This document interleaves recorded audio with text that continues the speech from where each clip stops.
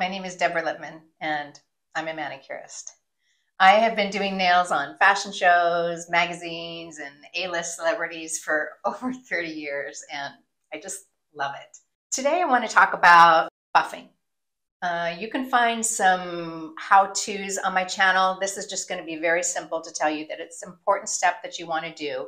A buffer is made out of a different fabric, very gentle, much more gentle than a nail file. So it's okay to go over the top of your nail with a buffer, but not with a nail file.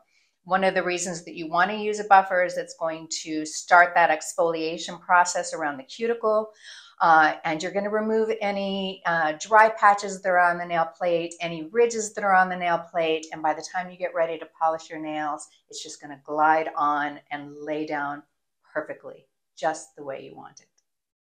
Don't forget to like my channel, subscribe to my channel, and oh yeah, if you click on the link below, you're going to get a free PDF to my tips to a perfect at-home manicure. See you next time.